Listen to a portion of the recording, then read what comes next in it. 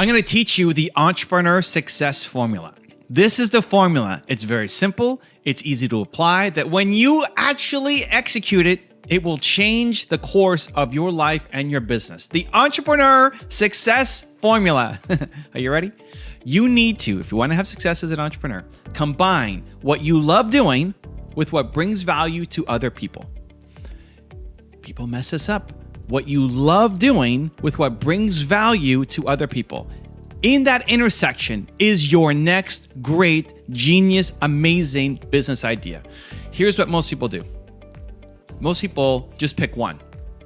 Most people either pick what they love doing, but they can't figure out how to bring value to other people. So you've got a hobby. If you love doing something, it just fills you up, it's amazing, but it never brings value to other people, then you never get paid.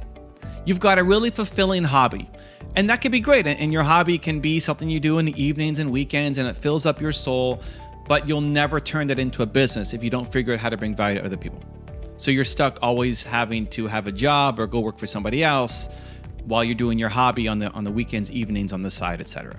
So those are the people who just chase what they love doing, right? They chase your passion. Amazing. There's other people, a lot of entrepreneurs, who just go after the money. Just try to bring value. Just go after opportunity, right? That's the only focus. Like, I'll do whatever it takes. I need to be a millionaire by the time I'm X years old. I'll do whatever it takes, but you won't. You will not do whatever it takes. Because as soon as it gets hard, you're going to lose. And the problem is you're going up against people who love it. Pick whatever industry. You open up a magazine or website. It shows you the hottest businesses for next year. These are the industries that will take off, and you have to get into it. It's like, oh, wow, that's hot. I'm going to go off and do those things. If you don't absolutely love it, right? This part here, if you don't actually love it, what you love doing, what it brings value to other people, if you don't absolutely love it, you're going to lose because you're going up against people who do love it. If it's just a strategy for you, but for other people, they love it, you're going to lose every time. You're going to lose every time. Because while you're counting the hours and while you're trying to figure out, oh my gosh, when is this going to pay off? You're going up against people who aren't even tracking it, who get lost in it, who 12 hours later, they're still doing the thing because they love it so much and they can't believe that, like, where is the time gone? So it has to be in that combination. So many entrepreneurs start a business because they think they're going to make a lot of money, and they end up going broke. And it wasn't because the idea was bad. The idea could have been fantastic. The problem was you didn't love it enough. You didn't care about it enough. It was just a strategy. It was just an opportunity for you instead of being actually something that you love. So the entrepreneur success formula: you start with doing what you love, and then you figure out how to bring value to other people doing it. Need motivation? Watch the Top 10 with Believe Nation! Hey, it's Nina Carmichael, and we made these videos. It's because you're probably the most ambitious person in your circle, but you know you're capable of more, and you need that push by surrounding yourself with the best. So today, let's learn from one of the best, my husband Evan Carmichael, and our take on his top 10 rules for success. Enjoy! Rule number 2, have a good morning routine. Staying consistent on your morning routine is the difference between you having a good life and a great life. The life that you're living right now, which is good. Listen, you have a good life right now. If you're watching this, you have internet, you have food, you have a place to sleep tonight. You have a pretty good life. You have a pretty good life. But it's not a great life, You know you're capable of more. You know you want to do more. You know that where you are right now is not where you want to be. That imagine a year, 2 years, 5 years. Imagine if you were still in the same spot in 5 years.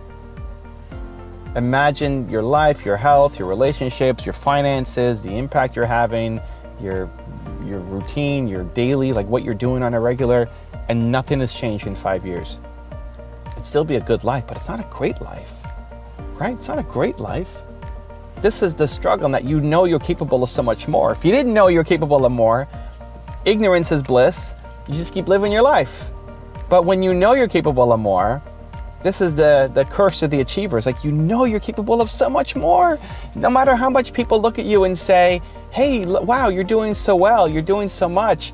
That's why you're watching these videos. You are the most ambitious person that you know. People look to you for guidance and wisdom, advice and support and encouragement and hope and inspiration. Like, you're the one filling other people up. You're the one inspiring other people to do better, to be more, to go after their dreams. That's you. But Who's doing that for you? You know you're capable of so much more. And so how do you get it? How do you do the work? Well, it's a daily thing. This is part of the challenge. It's a daily thing. It gets boring. It gets boring to do the exact same thing every day, to stay consistent on what you said you were going to do. And we start to doubt ourselves. You have days where you're motivated, inspired, ready to take on the world, feeling amazing, and other days where you don't feel so good and you wake up feeling like, who am I? I can't do this. What I said I was going to do that. You look at your goals like, I'm going to do that. There's no way I'm going to do that. Me? I'm going to stay in bed.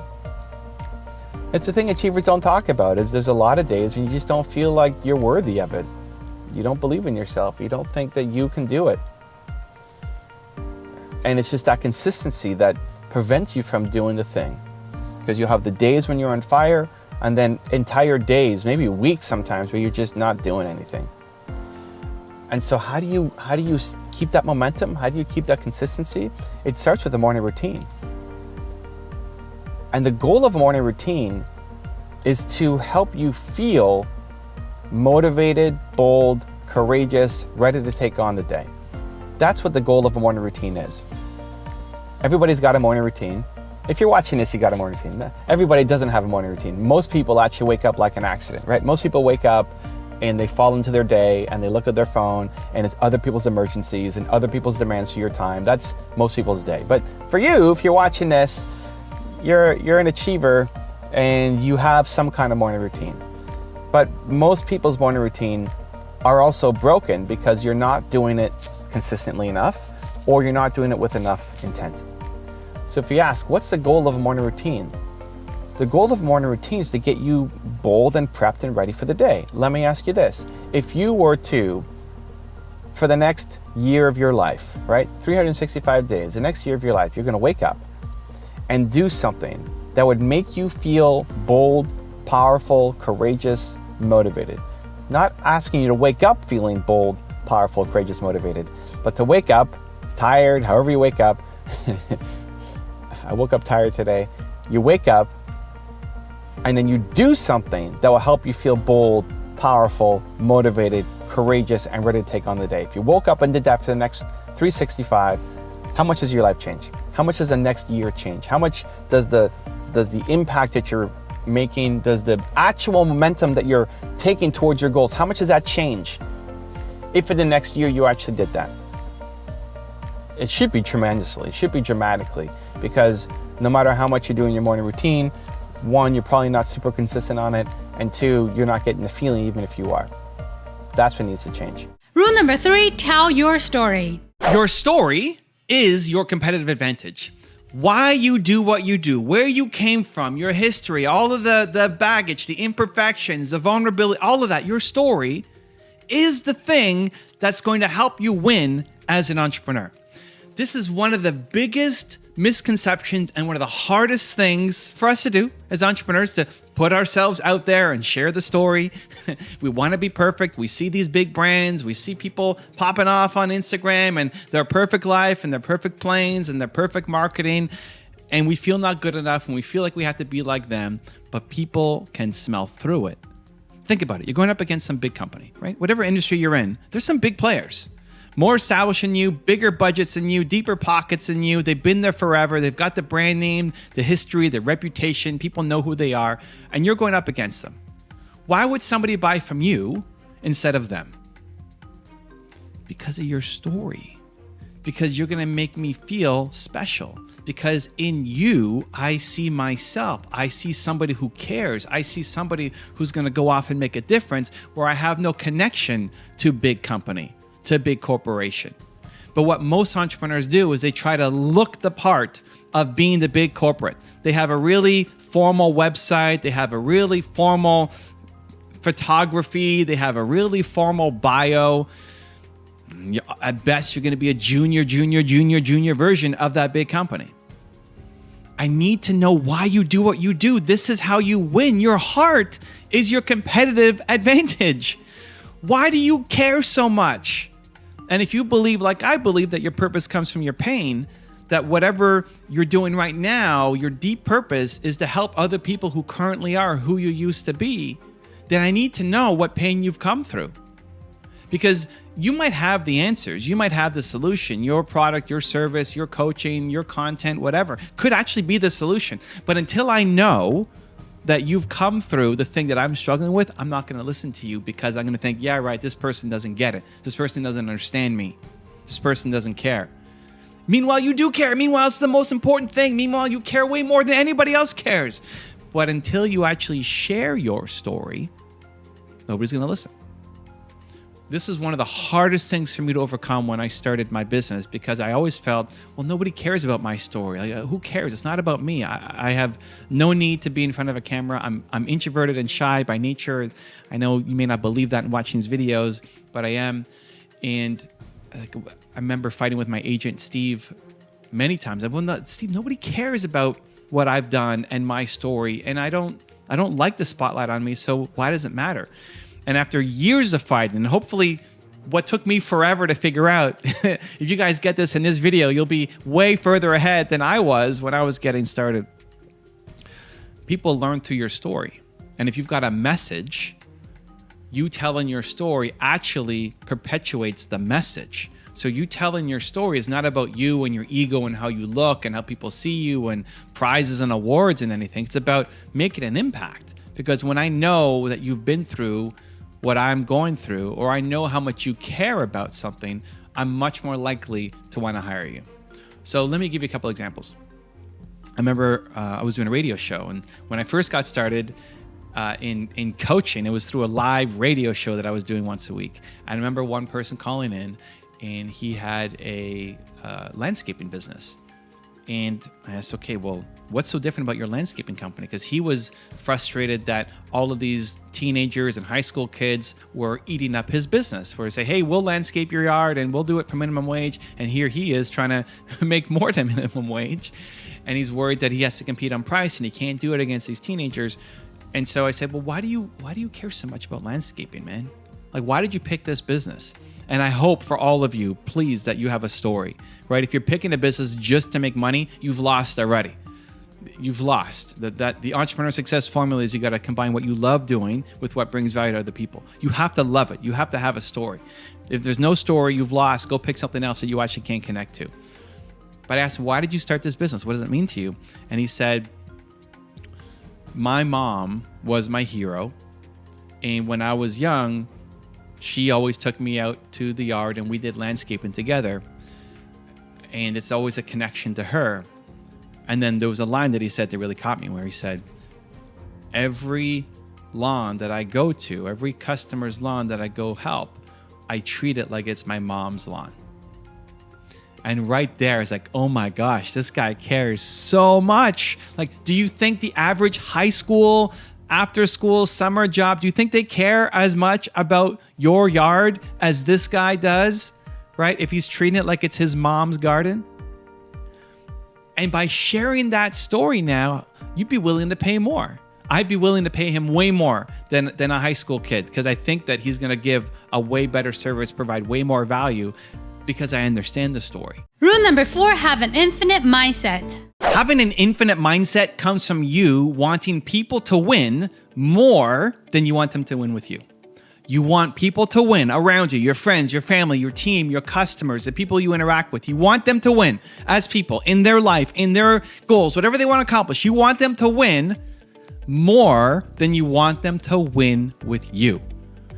If you can start to adopt that mindset, it really starts to shift how you see your relationships, how you see your business, how you see the people on your team. And it allows so much more positive energy to flow in the right direction for everybody to accomplish their goals. So, quick example. I made a bunch of videos on Tony Robbins. Tony Robbins is one of the first people that, well, he was, I guess, the first big person who kind of recognized the work that I was doing. And he put the video I made on him on his homepage on YouTube and got a lot more views. And we made more videos on Tony Robbins. Tony then invites me to go to his event. We did a couple interviews together. He invites me to go and puts me in, the awesome seating right up front.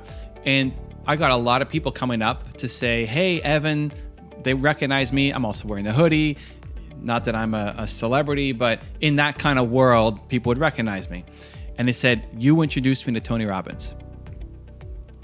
That they found out about Tony Robbins or Simon Sinek or Tom Bilyeu or whoever through the content that I'm putting up.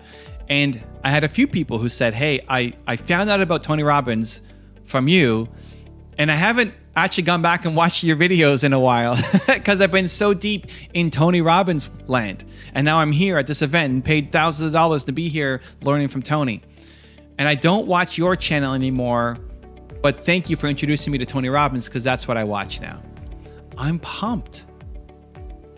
I'm excited. It's like, that's amazing. Thank you for telling me.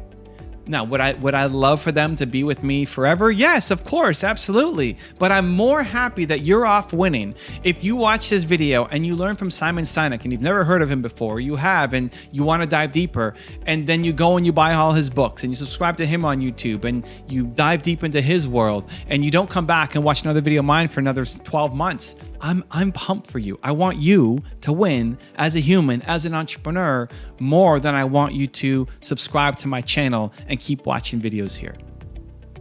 It's just a fundamental shift in how you see relationships. I look at the people on my team. I want them all to win as people more than win with me. And I see everybody that I'm working with as a parallel path. You and I right now, you're watching this video, we're on a parallel path. This is a parallel path that we're marching on together. And then at the end of this video, you're gonna go off and go do something else. And hopefully productive and empowering and impactful. You're gonna have a great day. Come on, let's go, Believe Nation. But you're gonna go off and do something else. You're gonna step out the different Carmichael path and go do something else. And maybe you come back on the path, or maybe you go way off and you never come back. But right now, you're watching this video, we're on a parallel path, you and I, together. I just want to maximize that time together. That while you're on a path with me, that you're going to become better. And that should be your goal with the people you're around, that we have these parallel paths that we're running together for a certain amount of time. And maybe that's 10 minutes in a conversation. Maybe that's a year of somebody working with you. Maybe that's 10 years. Maybe that's a life partner that's forever, right? But you're on these parallel paths. Your goal needs to be, while somebody's interacting with you in person, via email, through your content, they're with you, that they're a better person because of that interaction with you. If you can do that, if you can just change the way you see relationships to do that, to instead just think about yourself first and think about them first and helping them accomplish what they need to accomplish, even if it means leaving you.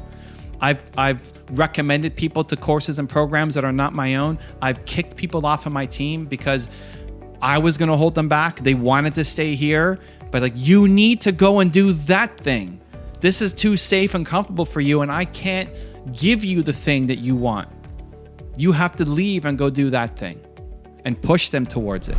Also, to make sure you're actually taking action after watching this video, I've designed a special free worksheet just for this video. The worksheet will highlight all of the lessons learned in this video, as well as pull out our 3 favorite learnings and quotes that will inspire you to actually do something. The worksheet will also give you space to write down what your key takeaways are and your specific plan of action to make sure you're getting results. If you want the worksheet designed specifically for this video, absolutely for free, there's a link in the description below. Go click on it and start building the momentum in your life and your business. I'll see you there. Rule number 5, embrace the end. Embrace the and. Most people are thinking or. Most people are thinking, do I do this or do I do this? Do I do this business or do this business? If you think about your passions and your interests, right? What do you love doing? What's your heart-centered thing that you could do all day? You probably have a couple things and you feel like you have to pick. This is the mistake. People feel like you have to pick.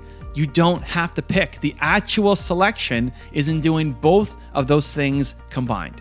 A lot of people have said some amazing things about me. It's very humbling. I think of Ed Milet and Gary Vee, where Gary Vee called me the DJ that likes to watch so much content and then spin it to inspire people. And Ed Milet said that I'm the modern day Napoleon Hill. Napoleon Hill is the biggest influence of all time in personal development, and I'm the modern day Napoleon Hill. First off, that's extremely humbling, but why are they saying that? This is how I'm unique. Because I love consuming all of this stuff and I love spinning it and mixing it up, as well as adding my own message to things. This is how I'm different. There's a lot of people who are just sharing their message, and there's a lot of people who are also mixing things together. but there's nobody who's really mixing things together and sharing their own message, right? So instead of looking at those two things as different, right? Like I have to pick, I got to pick this or this. Like I'm going to combine them, and that's how I'm going to be unique. So think about your different interests. What do you love doing? What are your top 2-3 things that you can get lost in, and they feel completely different? Your genius is going to be in actually mixing those things together in a way that's never been done before, and then using that to bring value to people. Stop thinking or, and instead embrace the and. Rule number 6, lean in on your worry. One of the things that really helped me was leaning into the fact that I'm shy and introverted and afraid to get in front of the camera and afraid to get on stage and no need to be famous. That's led to actually a lot of opportunities. The more I lean in on those things, the more things come to me. I remember doing a speech at Brendan Burchard's growth event, and I wasn't as myself. I was more professional. I was more just giving advice. It was great advice. People loved it.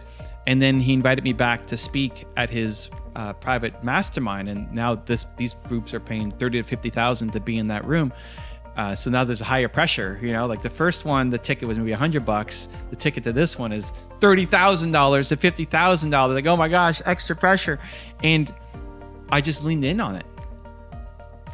I walked up on stage, and I came after Dean Graziosi. So Dean spoke, and then it was me. And Dean was using the Flipboard. It's like the paper beside you, and you're flipping one page at a time. And I'd never used a Flipboard in any of my presentations. I've had PowerPoint in the past, or I normally just get up and talk, but I thought, okay, I'm going to try to use the Flipboard. And I didn't know how to use it. I always felt like I was blocking somebody, so I'm hiding behind the Flipboard trying to write it. And it ended up being really funny. And Brendan took me aside after, and he said, that was the best. That was so much better than you did in Arizona at my first event. And Arizona was great, but you need to lean in on your goofiness. You need to lean in on your shyness. You need to lean in on the things that make you nervous. If you're nervous, say you're nervous. If you have anxiety, say you have anxiety. I'd led with something like that. It's like, I'm scared, I'm an introvert, I'm shy, and I've got my heart beating like crazy right now, standing up here in front of all you guys. That's how I led my speech, something like that. And so leaning in on that has helped me. It's a lot more real. Yeah, it's a lot more real. So you don't feel like you have to be fake. You can just lean in on the thing that makes your heart go crazy like this. Lean in on it. If you were to make a video to say, I want to tell you my story. If I go back to the landscaping company, I want to tell you why I do what I do. And normally I hate making videos, and this makes me really anxious and nervous, and I'm scared to do this, but landscaping is just so important. It's so important to me because, and then you tell the story with the mom, wouldn't you want to hire that person? Wouldn't you want to pay more for that person, right? So leaning in on your story, on the thing that you're worried that you're going to get judged for, is the way that you're going to win. Rule number 7, take immediate action. Take some kind of immediate action. Most people's immediate action is research. Most people's immediate action is planning. That's not enough. Immediate action is doing. You have to do something. And you don't know where to start. This is the next thing. I don't know where to start. I want to start a YouTube channel. I don't know where to start. You start by pulling out your phone and making a video. I'm in my car, on my phone, making a video. You can too. It's not worrying about it being perfect. It's expecting to suck and just start. Just create. I call it the 2% difference. It's like, what's the first 2% on your idea? We plan to get to 100% instead of just going and doing something on the first 2%. Whatever that big idea is, start to teach yourself that your ideas are amazing, that the ideas that flow to you are good. They're good for you, they're good for your family, they're good for your community, they're good for the world, they're good. And you have a duty to start doing something towards them. Start to train yourself on this. Recently, I wanted to learn about NFTs and cryptocurrency, and I've dabbled and learned a little bit, but I just decided I'm gonna figure this out. And last week on Friday, I spent the day learning it. And I had all sorts of obstacles thrown in my way. I couldn't get money out of my bank account because my bank blocked cryptocurrency purchases. My Visa blocked cryptocurrency purchases. There's a whole bunch of restrictions as a Canadian to buy from the different exchanges. All sorts of problems, and you know what? Like one problem after another, my US bank account. Like, well, I've got a US account with TD, so I'm gonna go to my US account, no problem. The TD was closed. The online banking had a update. Their website crashed. Like, oh my gosh, it's like nonstop. But we figured it out. Built some momentum. Started taking some kind of action. It makes a huge difference. Because while you're feeling the bold energy, if you wait till tomorrow, you won't feel the energy anymore. You can have the perfect plan, but tomorrow you won't have the same mindset, and so you won't execute the plan. Rule number 8, get close to customers. Try to get as close to customers as possible. So it's great to be making, it's great to be creating, it's great to be, imagineering of where you could go. When you start to solve the problem for yourself, that's a great step one, because there's probably a lot of people who currently are who you used to be, and seeing how you solved it for yourself, sharing the videos. I need the videos for myself, and then I share them, and it helps other people, right? So I solve the problem for me first, you solve the problem for you first, and know there's lots of people like you. But you need to start talking to customers. You need to start getting their feedback. You need to start seeing what they interact with. And that can help guide a lot of your future product or service creation. You need to get out of just sitting by yourself on your couch researching and into actually talking to people. So a quick example from my channel, the whole top 10 rules for success thing came because I just made one video on Kanye West. That's why he's, on the wall behind me. I made one video on him, and then people started requesting more. Hey, can you do Dame Dash? Hey, can you do Jay-Z? Hey, can you do Jeff Bezos? Hey, can you do Steve Jobs? Hey, can you do these people? And it's like, well, that's a cool idea. Sure, why not? I could do that. I never thought of it as being a whole series. I just wanted to give a tribute to Kanye West, and it was a one-off video. And then in the videos that people were suggesting, can you do this person, this person, this person, this person? I still get final say. We ended up having over 2,000 different requests for people to profile. I still get final say as to who we profile, because I have to feel connected to the message. And when I'm pulling out the content, if we're doing Kanye West or Steve Jobs, it's always something positive. It's always through a lens of belief, because that's what I want to put out. I don't want to put out Kanye West's biggest attacks or insults or negativity. I want to put out negativity in the world. I could easily done top 10 Kanye West stupidest things you've ever done. I'm not interested in putting that out. So it's that combination of what people are asking for. Hey, can you do this? Can you do that? Can you do this? Plus what I love doing, right? What I want to put my stake in the ground to say, I made this, right? This is the contribution that I'm trying to make to the world. Back to the entrepreneur success formula, right? What you love doing with what brings value to other people. So how to figure out what brings value to other people? You have to get as close to the customer as possible. Understand their business, understand what they're going through, understand their mindset. You solving the problem for yourself is a good first step. And then going into, okay, what are you struggling with? Rule number 9, be consistent. Books give you access to mentors who you would never have access to. If you are struggling, thinking, I don't have connections, I don't know anybody who's had success, I don't have any good mentors. Everybody talks about mentorship and how important it is, and I don't have anybody in my life to help me. Books could be that for you. Books can be an accumulation of sometimes decades of knowledge, all condensed down into 200, 300, 400 pages that you get a window into somebody else's life. And so whatever you don't know yet, whatever you want to learn, chances are it's in a book. It's in videos as well. I love YouTube, but it can be in books. There's no excuse, not anymore, for you not to get access to the information and be around the people that can take you to where you want to go. I'm a big believer that you're a product of your environment. Think about who you're hanging out with, where you are right now, where you spend your time, what information are you feeding into your brain. The fact that you're here watching this video is already a step up, is already showcasing that you are an achiever and that you want more out of life, that you don't want to stay where you are, that you don't want to be in the same spot. Think about 1 year from today. You don't want to still be where you are right now, right? You want growth, you want progress, you want impact, you want to touch people's lives. That's why you're here. It just needs to be more consistent. It just needs to be more thorough. There's a expression of the fastest way to learn a language is to go to the country. The fastest way to learn Japanese is to go to Japan. And if you can't actually go to Japan, then you try to make your environment as much Japanese as possible. You watch Japanese TV, you read Japanese books, you go to Japanese restaurants, try to order in Japanese, you start hanging out with Japanese people, you take online Japanese classes, you watch Japanese YouTube channels. Like you try to be around it as much as possible. And for too many of us, we're not doing as much. You know, are you consistent in watching Inspresso videos every morning? I make them every morning for you, but you're probably not watching them every morning. Are you consistent in your other habits and your other routines, in the books that you're reading, in the content you're consuming? Like, are you consistent enough in it? And that's usually the problem, is that you have these moments where you're bold and you're ambitious and like, I'm tired of this life and I want to do better and this is the day. And so you have the energy and motivation and you go off and do the thing. But then tomorrow you wake up and it's just not there anymore and you don't stay consistent on the habit. And the only difference between the people who've had tons of success and where you're at right now is that they just kept doing it. They just stayed consistent on the habit. And so if you look at reading as an example, I used to read a ton before YouTube came out, before videos. I'm a visual learner. I'd much rather watch something than read it. But there was no YouTube. There were no real videos to learn from. So I started with books. And now I've come back to books a little bit where I'm trying to read 10 pages a day. So the goal is 10 pages a day. And I've been 95% consistent on hitting 10 pages a day.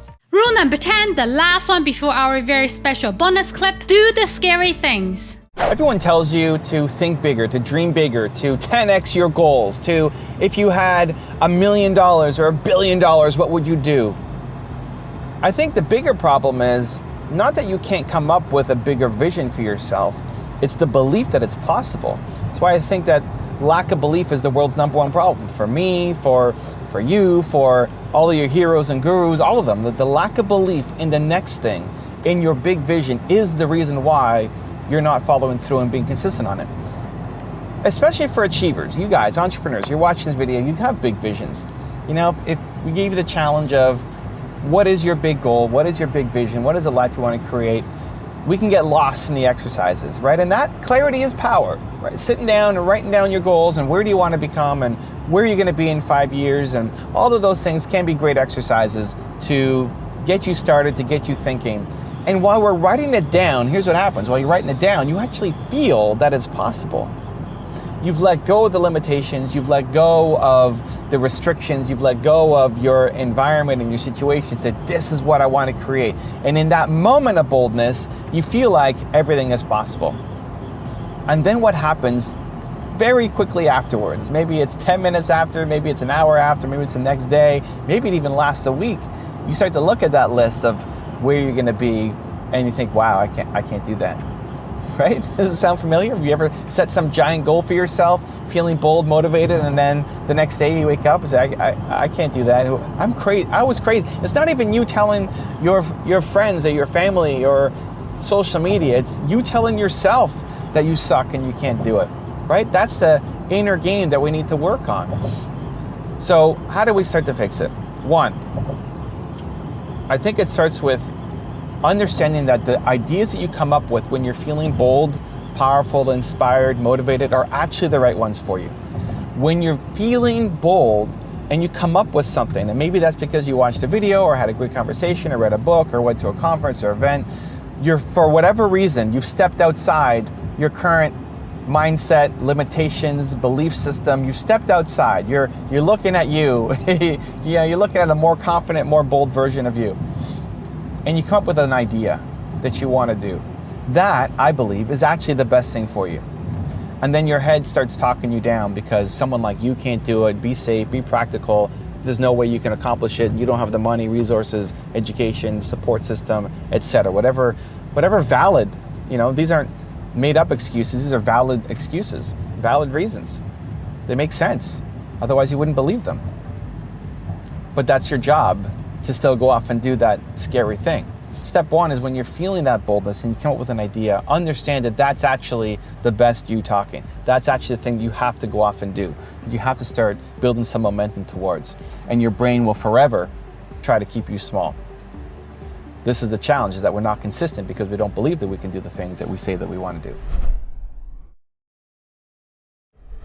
There is one practice that if you can learn to consistently implement in your business, it'll change the entire direction. It'll allow you to accomplish crazy goals that you never thought were possible. And that is to make data-driven decisions. It sounds super boring for any of the heart-led, passion-driven, type A personality entrepreneurs out there watching. Looking at data and looking at numbers and looking at spreadsheets might be the most boring thing in the world for you.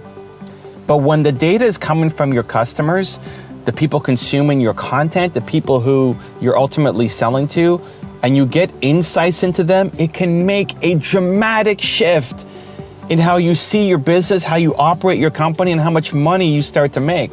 I'm a big believer that you make the big decisions in life with the heart, and the small ones with the head. Big decisions with the heart, small ones with the head.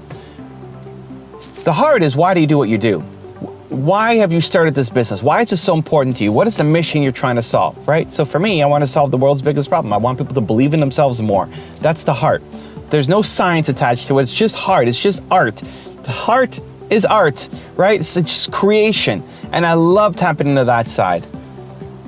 And then the small decisions with the head, in that the things that I do have to work, otherwise I just have a hobby, right? If you're only doing art and it has no value to other people, you're not talking to customers, you're not gauging reactions, you're not seeing how you can get better, then you just have a hobby that doesn't pay you, right? Which can be fulfilling. Not everything has to pay you, but if the goal is to have a business, then yeah, you have to get paid. Otherwise you don't have a company for very long. If you're only listening to the customer data and you're only looking for opportunities, but you don't actually like the thing, then you're also going to lose, right? Because you're just chasing demand, but you're not curious enough about it. You don't care enough about it. You don't have enough heart for it. Example, in my business, if I were to make the top 10 stupidest things X person has ever said, that data-wise would blow up. Because people would rather consume negativity and poke fun at somebody and try to tear somebody down than to learn and try to improve their own life. In general, it's so much easier to laugh and poke fun at somebody else and criticize somebody else instead of working on ourselves to become better, right? Entertainment versus education. Entertainment is a lot easier to consume than education because it requires more work on your part. So I could do that, and the data would say, hey, go make these videos. They will do better. But it doesn't match my heart. I don't want to do that.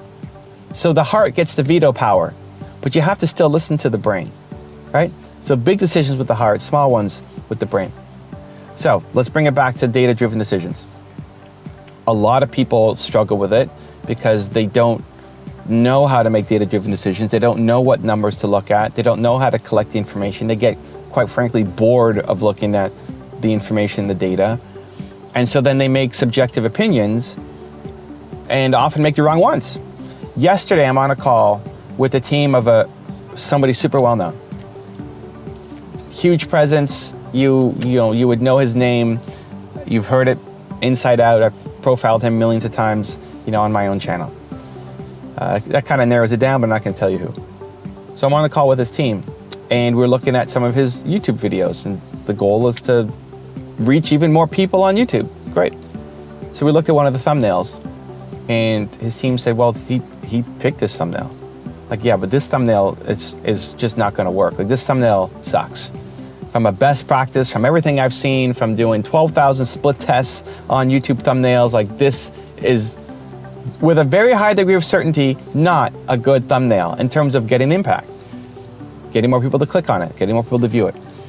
And the team said, yeah, but he picked that thumbnail. I agree with you, Evan. I don't like it either, but he picked that thumbnail. Okay, well, here's how you combat that situation. What is his ultimate goal? His ultimate goal is to have more impact. His ultimate goal is to reach more people, right? Probably. Let's, make sure we get that right. If his mom on her deathbed said, you have to use this as my thumbnail, okay, great. There's a reason other than business for picking that thumbnail. But if the goal of this video, if we can agree that the goal of this video is to try to reach as many people as possible, to spread your message as wide as possible. Yes? Perfect. Let me help you do that. The challenge becomes it's one person's subjective opinion against another's. And the person who's in charge is almost always going to win that fight, right? If the person who's at the top says, I want this, and then somebody underneath says, but I think this would be better, and there's no data to support anything. It's just one subjective opinion against another. The person at the top usually wins. So I said, okay, here's what you do. You agree that the goal is to get as many views on the video as possible in an ethical, honest way. We're not clickbaiting. We're not doing something against the brand. Let's split test it. So here's what you want to do. Here's an idea that I've got. Let's split test it for 2 weeks and see what happens. And what I've always found is that people will listen to the data when they feel like you're on the same page, when they feel like you're fighting for the same goal as them. Because if you can then show him that, hey, this video, this is the case that you bring. This video, if I change the thumbnail, did twice as good, right? It does twice as, the 2X's, twice better, whatever. Doubles the impact, right? If you could bring, by changing just the thumbnail, same video, by changing the thumbnail, you can get twice as many views. Here's the data to show you, not just my subjective opinion, but here's the data to show you. Here's yours, here's what it did. Here's the one that we tried for 2 weeks. Just let me try it for 2 weeks. Here's what we tried for 2 weeks. Double the views, double the impact. What do you prefer? You tell me what's more important. Do you still want to go with that because it, again, you have some other reason for it? And this isn't said in a condescending way. It's like, hey, help me understand. This thumbnail that we tried, double the performance. Which one do you want to go with? And they always go with the one that gets better results. The challenge is when you're bringing the idea, it's just your opinion. And they will almost always trust their opinion over your opinion until you come with the data. The first is lean in on service. That I'm here to serve, I'm here to help, I'm trying to do something of good. What's the intention behind this thing you're about to do? If you're gonna go on stage or you're gonna make a video, walk into the park, right? What's the intention? Is the intention to hurt somebody, to screw somebody over, to lie to them, to cheat? No, hopefully not. Not if you're a fan of this channel, come on now. The intention is good, the intention is positive. You wanna serve, you wanna help, you want your message to hopefully impact somebody's life. If you're selling a product or service, yes, you wanna make money and you're trying to solve a problem, you're trying to help people. So anytime I make it about you know, the people watching it, I make it personal. I focus on service instead of focusing on me. How am I received? How are you liking me? How is that guy who passed by? What is he thinking about me? Right? When that's about me. I'm worried about me. I'm in my own head. I'm playing small. Anytime I can focus on other people and the value that they're hopefully going to get, at least with the intention. I wouldn't be maybe so bold or brave to say, no, this is going to be my best video ever, but it's my intention always. It's my intention to try to make the best video I've ever done and give as much value as I can and to serve, and hopefully one person is touched by this video and it means something to them, right? So when you're afraid to do something, focus in on service.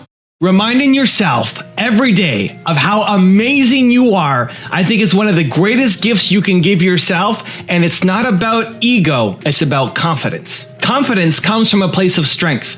Ego comes from a place of weakness and insecurity. So it's time to step into your confidence and remind yourself of how amazing you really are. This video is gonna help. So I used to have a lot of problems with ego versus confidence. I used to feel like, who am I? Why do people need to hear my story? I was profiling all these different successful entrepreneurs and people kept asking, well, where are you? How come we can't see what you're about? Where did you come from? And I always felt like my story doesn't matter. I'm profiling David Goggins and Steve Jobs and all these people. Why do you care about, I mean, sure, I sold my first business, had an exit, but it's nothing compared to what all these other people have done. And I always shrouded it, covered it under ego. Like, well, that's such an egotistical thing to do. But really, I was just playing small. I was cheating people the opportunity to learn, to get better, to grow from my story.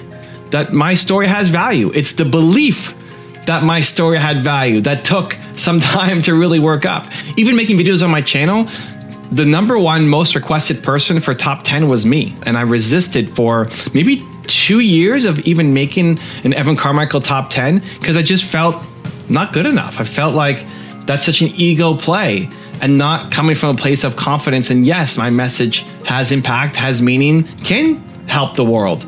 And the first Evan Carmichael top 10 came out from my team. So on my birthday, I think it was my birthday or Christmas, my team put together with the support of my hardcore fans, my first top 10. These are my top 10 videos. You gonna watch it? I'm a little scared.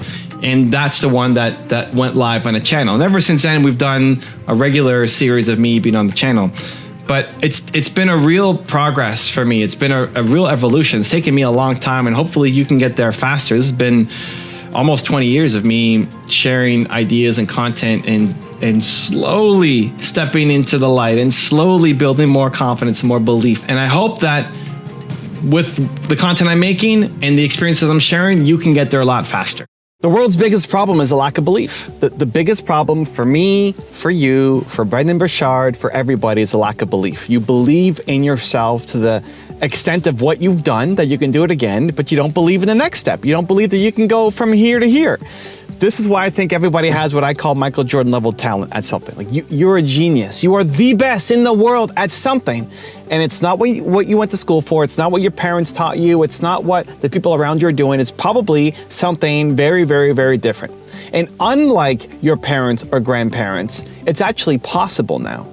Because of technology, because of the internet, it's actually possible for you to go off and be this Michael Jordan level genius at something. You don't need to have the resources, you don't need to have the education, you don't need to have the connection, because it's all of the walls have been broken down and it's only getting easier. But it's still the lack of belief in the ability to do the thing. People say, well, I think cancer is the world's biggest problem. Great. I think cancer should have been solved by now. The woman who would have solved cancer is a manager at an accounting firm doing work that she hates. Because one, she never believed in herself enough to go down the route to become a doctor or researcher.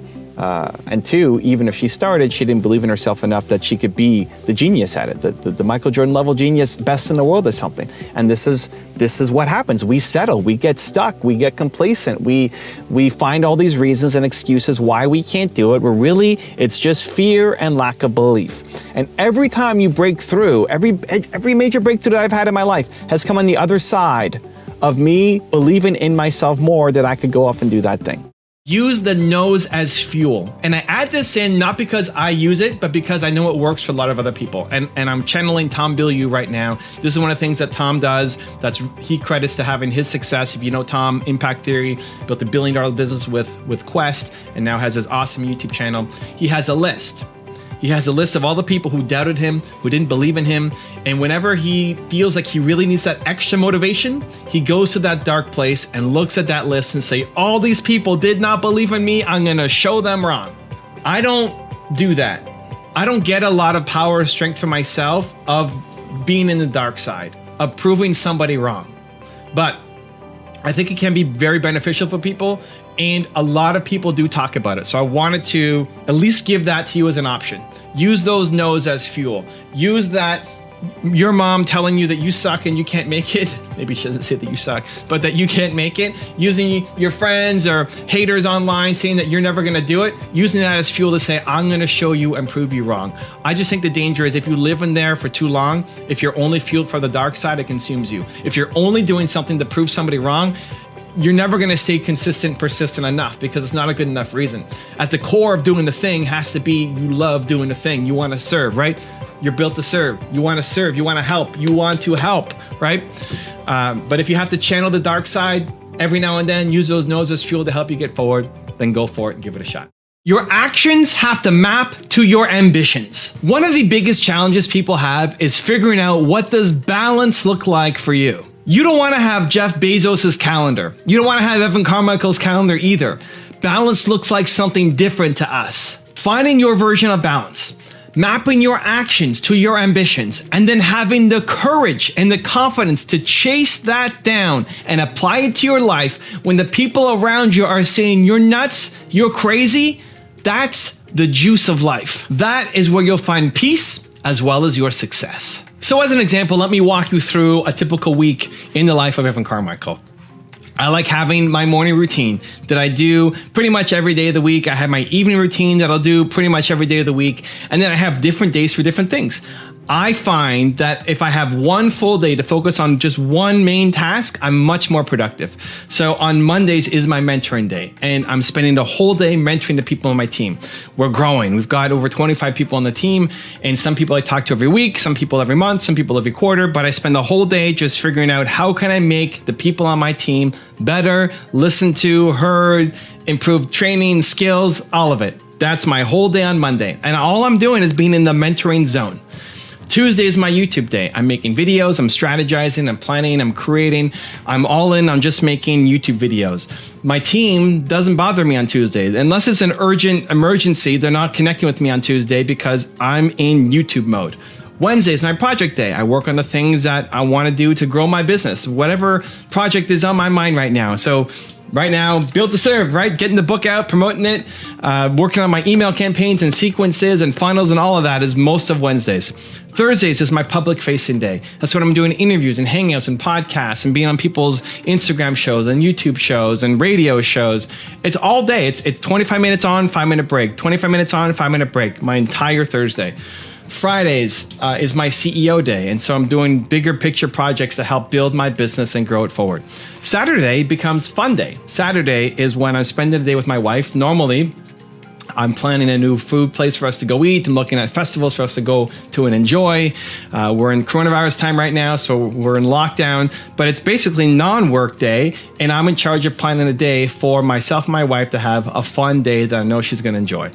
Sunday's family admin day, and that's when we're doing Costco and dishes and laundry, and we'll do the dishes more than just Sunday, but laundry and cleaning up the condo and going to Home Depot or whatever has to get done that's more kind of on the admin side. And when you have clearly defined days for your life, at least for my life, it prevents bleed. So for example, if we really have to go to Costco to get something, not on a Saturday. Nope, you have to defend your time. You got to defend your time because other things will constantly attack in your time. If you're ever at the point where you feel like everybody has something for you to do and you have no time for yourself, it's your fault. You haven't put the boundaries up. You haven't put the gates up. You haven't protected your time enough with the shield that you have. That's what you need to do on a consistent basis and say, I love you. I respect you. I want to help you. I want to work with you. This is my time. I can help you over here. And the caveat is when you show up for them, you're with them. Act on your uncomfortable ideas. We get great ideas as entrepreneurs. We get great ideas, and especially in moments of boldness and confidence and courage, you get great ideas. It could be when you're in a shower on an airplane or traveling, you get great ideas for what you want to do. And then tomorrow you tell yourself, I can't do that. That's crazy. That's too hard. That's scary. That's uncomfortable. Teach yourself to act on your crazy ideas is how you start to build confidence.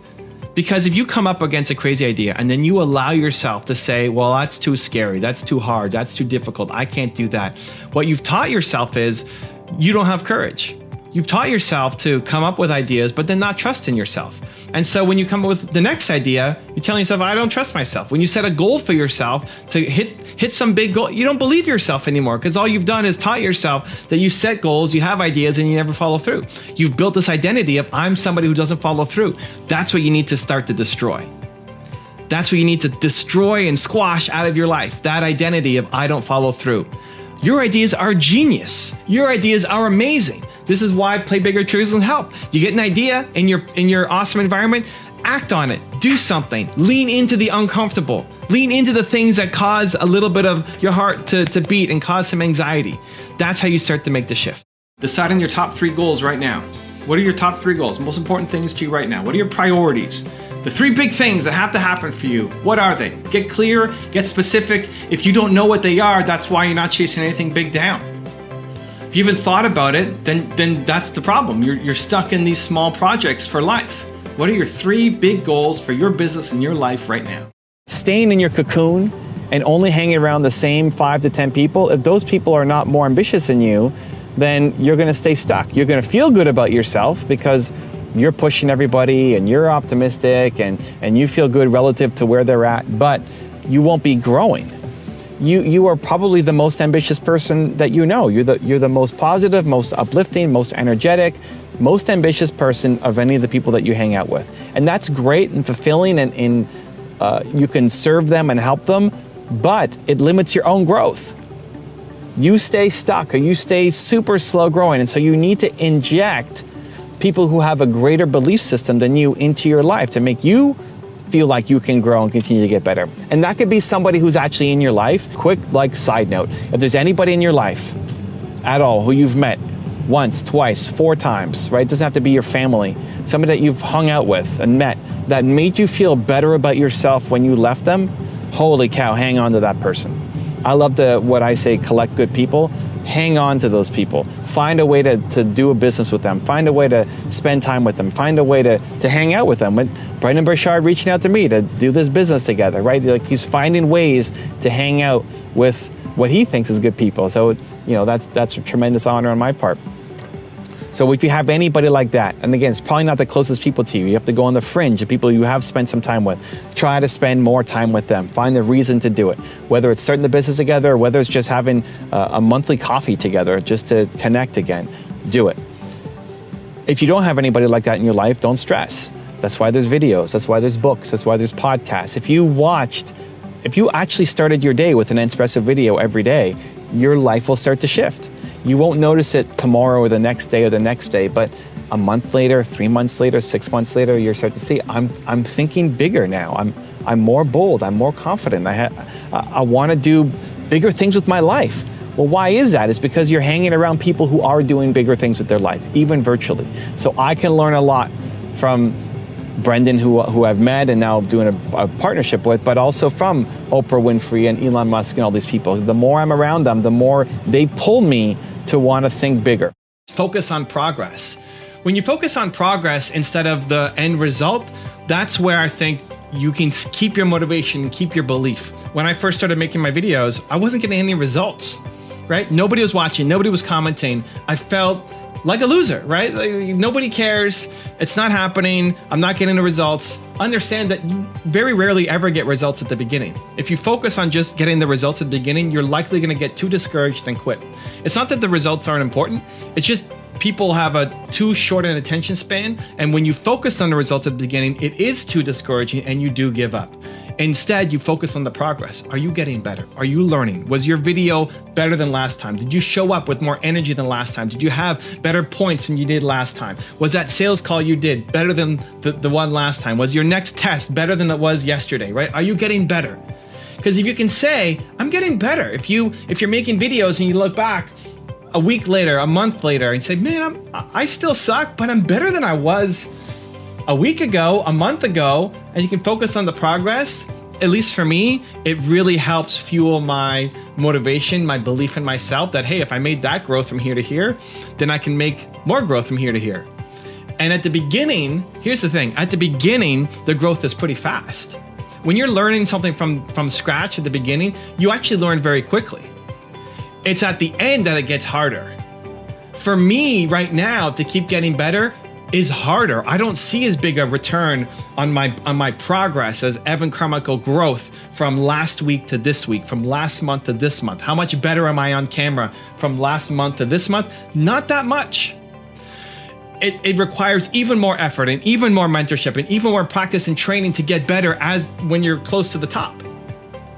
At the beginning, you can learn really quickly and there's a lot of progress. The flip side for me now is there's lots of results.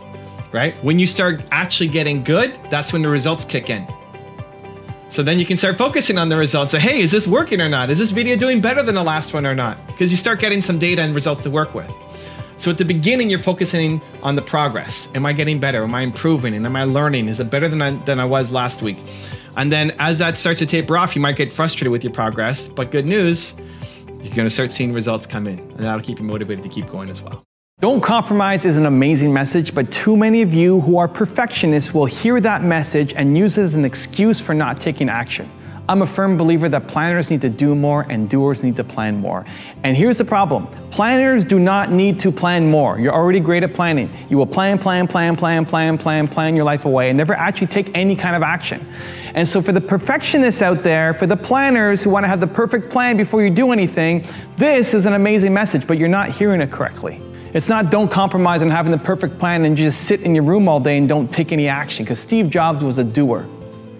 This is a hard lesson that I had to learn myself because I lost a $40 million deal in my first business when I was 21, 22, because I was a perfectionist, because everything had to be perfect, because I didn't want to compromise. That's how I interpreted the message, but as a result, I didn't do anything and just kept planning. And I lost the deal. It became between us and our biggest competitor. And we were really late to the party because we didn't do the right thing, and we ended up losing the deal. Now, would we have won it if I had done more? Maybe not 100%, but I would have had a better shot at it. And so ever since then, I've been trying to release that perfectionist habit. It's still in there. I still love the plan, but the people who have the most success have that combination of planning, but then actually doing. Block the time and take small losses for big wins. Physically put it into your calendar. This block of time on Monday afternoon, I'm spending on XYZ, and I am okay with losing some small losses. I will not be reachable. I might lose a deal. There might be some burn down happening that I can't take charge of. I'm going to disappoint somebody. I'm going to let somebody down, not with intentionally, not on purpose, but it's going to happen. And you're not going to kick yourself for doing it, because what you're going to make that time count. Those 2 hours, 4 hours, 6 hours, 8 hours, however long you're spending working on your goals, you're going to make that time count. You're sacrificing all these small wins that you love going after to make this time count. So use that as pressure, not to feel guilty about yourself for not doing those little small wins and being late and getting back to people, but in saying, I am working on something that's going to change my life. And because of these people who are dependent on me for everything else, and I'm pushing that off, I better make this time count. Use that pressure to drive you forwards instead of backwards. Planning doesn't count. Planning, strategizing, making ideas, that doesn't count. Where you're going to grow doesn't count. You got to do. You got to send an email, you got to make a piece of content, you got to post something, you got to follow up with somebody, you have to create, you got to make. Instead of just living in your head, right? That's how you tell the difference. Planning is just living in your head. Models, structured, business plans, ideas. It's amazing. I love it. I could be there all day long. But you won't have any kind of impact just staying up in here. Do every single day. Adopt the mindset that you need to do on a daily basis. You have Michael Jordan level genius at something. You are the greatest in the world at something. And it's probably not what your parents did or what you went to school for. It's sitting here somewhere deep buried and you don't believe that you can do it. But until you actually lean in on what you have Michael Jordan ability, genius at, until you actually start doing it, you'll never live the life that you're capable of. You'll constantly be doing what other people want you to do, living up to other people's expectations, meanwhile knowing that you're capable of more.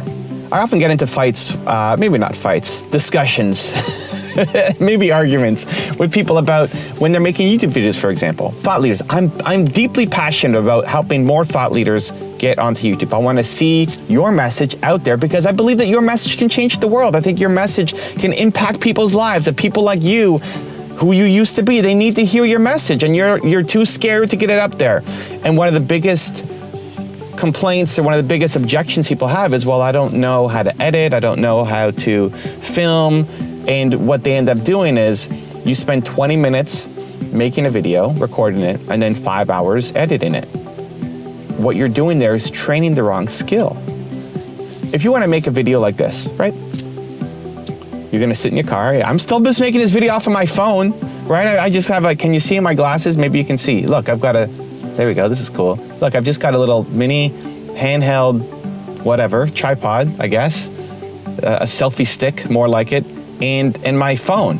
That's how I'm filming this video. That's it, sitting here in the car while my wife is in Costco shopping and getting some awesome food for us. If you spend 20 minutes making a video, filming it, recording it, and then 5 hours editing it, you're just training the wrong skill. You'll never get great at the thing that you have Michael Jordan level ability at. Now, if you said your ambition is to be the world's greatest editor, that's different. Congratulations, you're doing it. But if you want to be a thought leader, a speaker, an expert, you want to learn to make videos and be the front-facing person, then spending 20 minutes on something to actually improve your skill, that's improving your skill, making a video, but 5 hours editing it, you're just not wasting time, but you're stealing from your opportunity. You're stealing from your ability. You're stealing from your best self. Okay, well, what do I do, Evan? How do I then create. I don't want to put up something that's bad. The thing that gets you there is actually getting great at your skill, the Michael Jordan level skill. I'd rather you spend 5 hours making a video, doing it again and again and again and again and again and again and again, so that you don't need editing. That you're so good at the thing that you don't need editing. Because that's a skill that will serve you for life.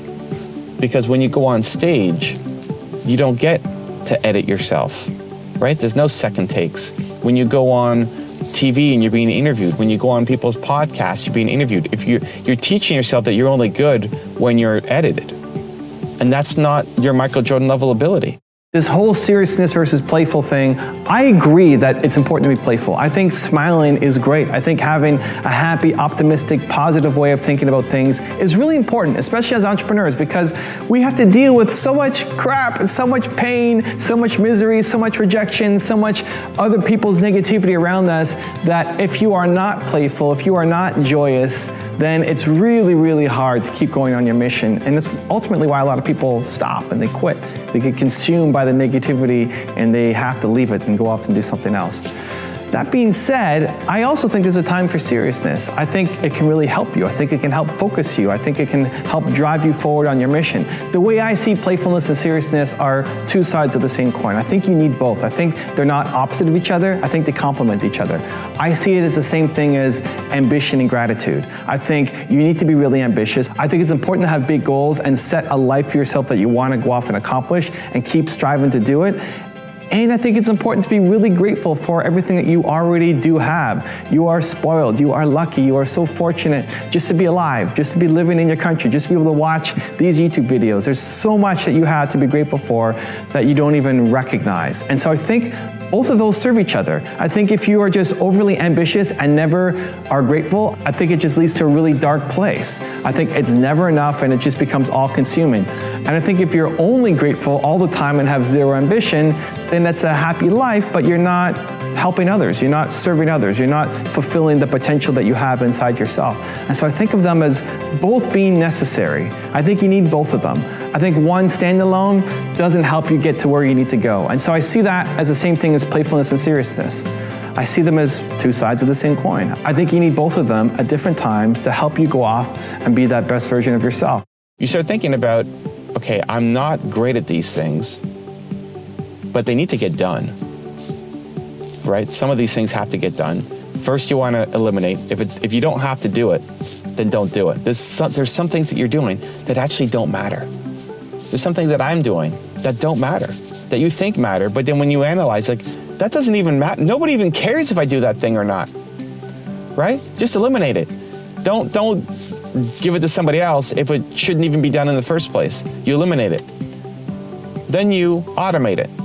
So automate is look for ways to do it through software, through technology, through tools. Anything that I'm doing multiple times, like, okay, how do I make this more automatic so that I don't have to be doing this all the time? And if you can't eliminate it and you can't automate it, then you delegate it. And delegate is you give it to somebody. Give it to somebody who, that's their Michael Jordan level genius.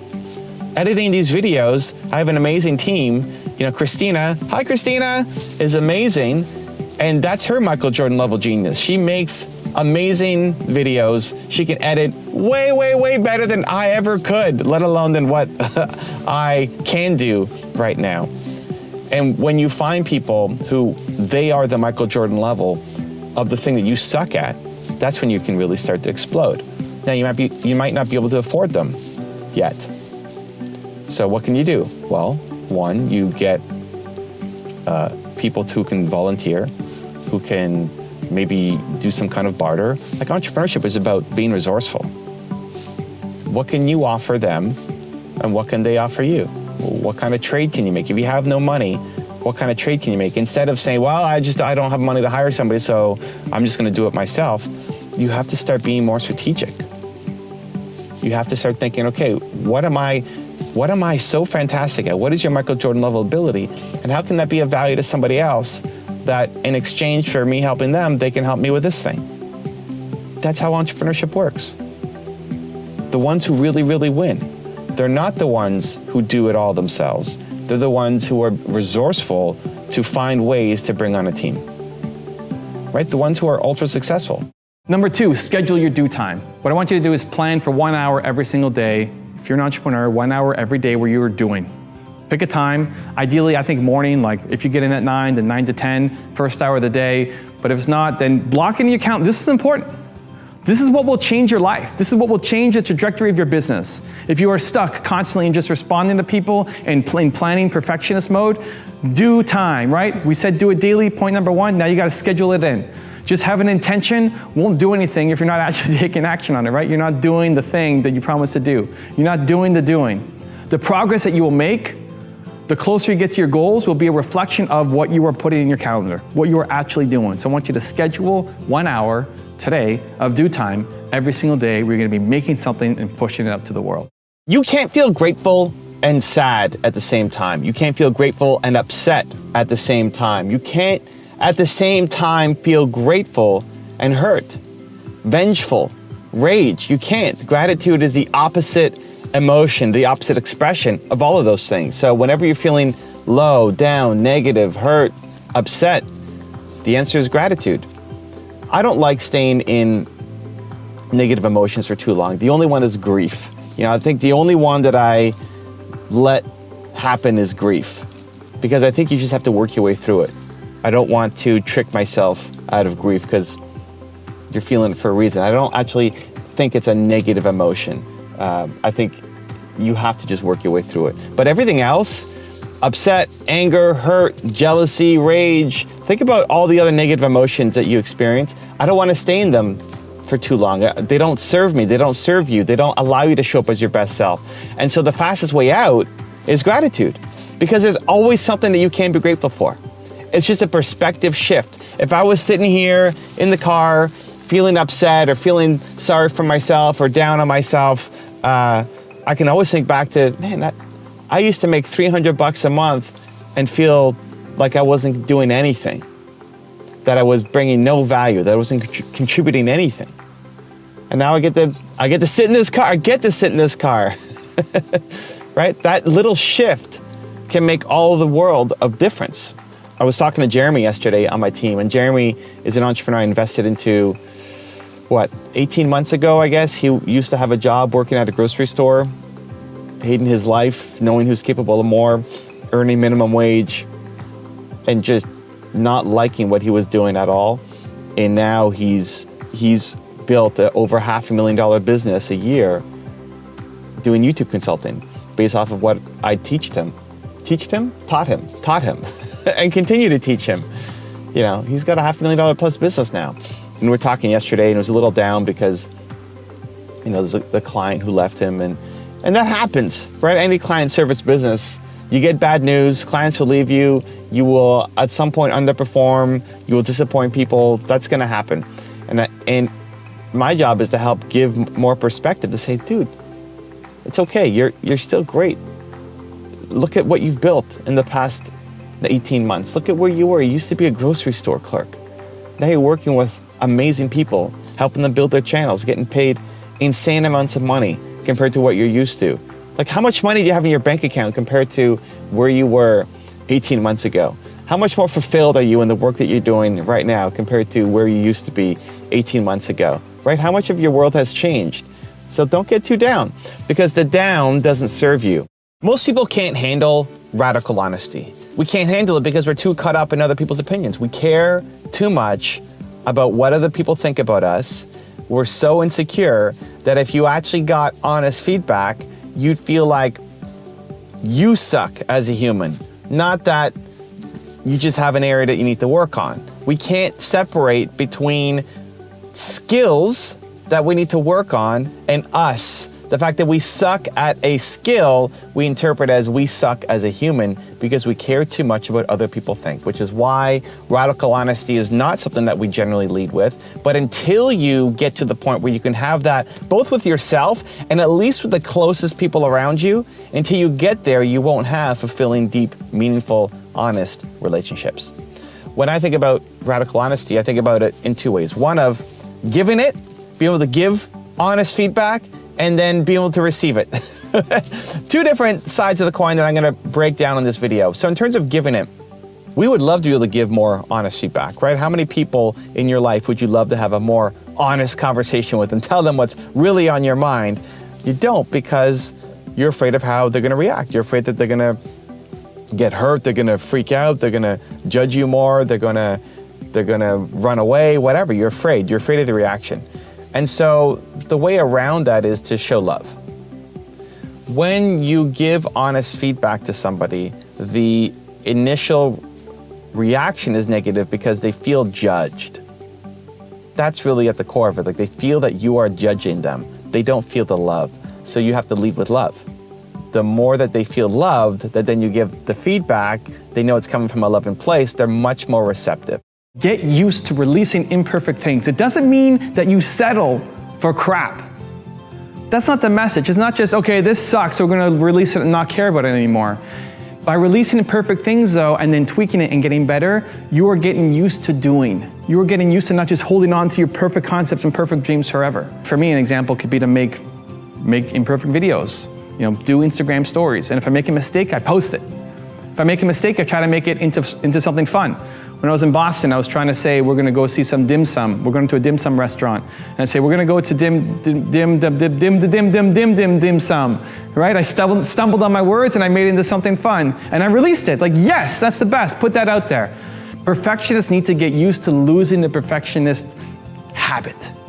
And it won't ever go away. It's always the big fear that I don't wanna become a slob. I don't wanna let myself go. I don't wanna release garbage out to the, you won't. You'll never be that person. You'll never stop caring. But you just need to lose the perfectionist habit a little bit, because you will never be perfect. The stuff you release will never be perfect. You will always look back at what you made and say it could be made better. And that's awesome, that's your greatest strength. But it's also your greatest vulnerability. It's your greatest weakness. So getting used to once a week, releasing something that isn't perfect. It's the best that you could make within the time allotted. Once a week, every week. Release that within your own industry. So for me, it'd be making a video, do a Snapchat story. For me, it's daily, 3 to 5 times a day, but at least once a week. And when it sucks, when you made a mistake, when you want to delete it, when you want to say, of course I can't post that, I can't sell that, I can't put that out there. As soon as you're about to hit the delete button, boom, that's when you post it. And feel the fear and the nervousness and the craziness and like, oh my gosh, I can't believe I just did that, that sucked. And then release it. So you know what? That wasn't actually that bad. Like, what's the response? It's not actually that bad. And when you can get used to releasing imperfect products and keep your drive to make perfect products, that's when ultimately you will win. To move from planning mode into the doer mode. People will not understand what you're trying to do. If you are an entrepreneur with a big dream, a big mission, a big vision, some big goals for yourself, people won't understand what you're trying to do. If everybody understands, you're thinking way too small. If everybody's like, yeah, that makes a lot of sense. Yeah, oh, that's exactly like this. You're thinking too small. Your potential, your vision is bigger than how you're explaining it. At the beginning, it should be difficult for people to wrap their head around what you do. It should be difficult to explain who you are. If somebody asks you at a networking event or some party, hey, what do you do? I think it should be difficult for you to explain who you are. I think that's fantastic. I think that means you're actually living your life instead of living inside some box that is easy to understand. I look at my history, and I've been on YouTube since 2009, my first video, and at the time, YouTube was not what it is today. It was not an educational platform. There weren't really people doing entrepreneur videos, educational videos, long form videos. It was just a totally different beast. And it took 5 years to get to 7,000 subscribers on my main channel.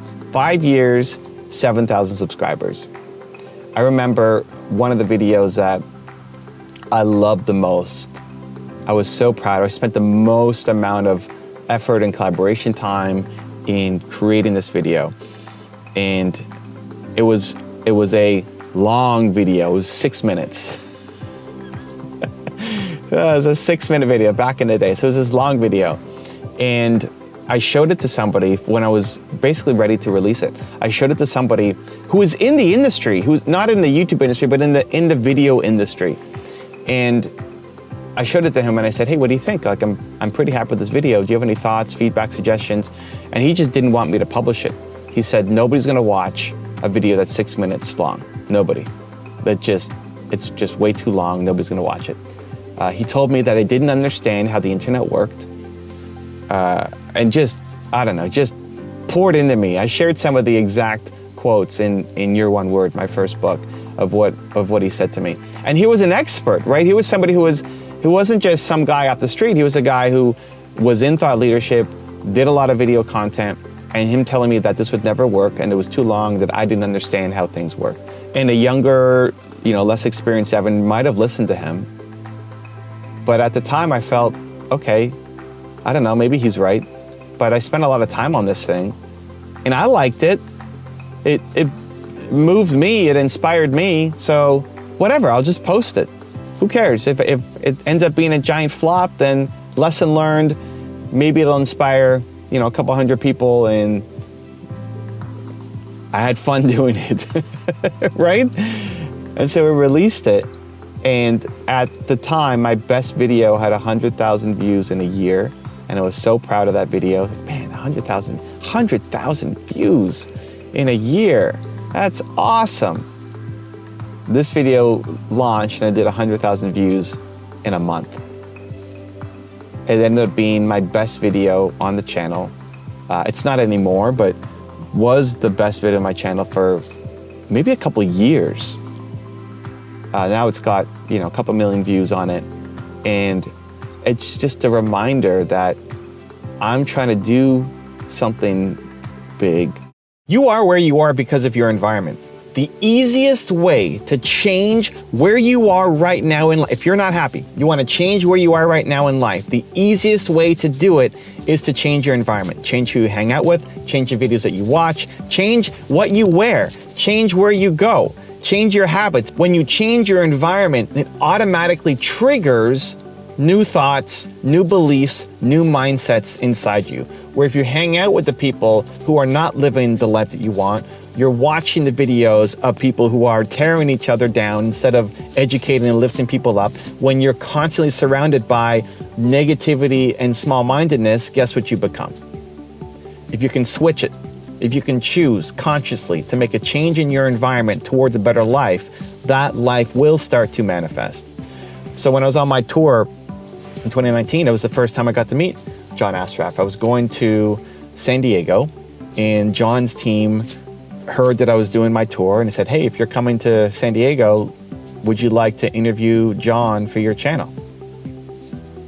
Yes, I would. Yes, I would like to do that very much. How do we make that happen? And we scheduled it. It was not part of my initial tour. We had to move things around to make that happen. And we had the fortune to spend, half of a day with John. We went to his office, Neuro Gym. We did the interview, we hung out, we talked about YouTube, met his team. And there's the knowledge exchange, which is great, where I got to ask him questions and hang out. And we I don't know how long we spent there on the actual interview. But more important is the energy exchange. More important is when you're hanging around somebody who's accomplished a lot, it makes you want to do more. When you're around people who are more fit than you, it makes you want to be more fit. When you're around people who have a great relationship, it makes you want to have a better relationship. When you're around people who've had success in business, it makes you want to have more success in business. And the challenge, and a big reason why I make all of my content, is because you are probably the most ambitious person that you know. You're the most ambitious, positive, happy, uplifting person in your circle. And that's fantastic. And that's a gift that you give to other people because you're encouraging and lifting them up. But there's nobody pulling you forward. There's nobody who you're hanging out with who says you could be doing more. And so hanging out with John Assaraf at his place in San Diego was another extra push. It's like, this is something that I want more of. These are the people that I want to hang out more with. Even though I'm introverted and shy and don't like to introduce myself to people and think that I suck at networking, it's still important to spend as much time as possible with the people who inspire you to live a better life, whatever that version of your life is. So I'd encourage you to look at your calendar, look at your schedule, look at what you're doing right now, look at how you're spending your time. How much of it is actually dedicated to the thing that you could be the greatest in the world at? And for too many people, it's not enough. For too many people, it's zero. You have ideas and hopes and dreams and ambitions and goals, but there's nothing in your calendar where you're actually spending time focused on it. The best thing you can do to set you up for a life of happiness, fulfillment, purpose, income, all of it, is to drastically change what's in your calendar, to spend more time developing your Michael Jordan level skill, ability, genius. Period. You are what you consistently do. The problem for people watching this video, for you, your problem is that you know where you want to go, you know what you want to accomplish, you actually even know the habits that you need to do. You're just not doing them consistently.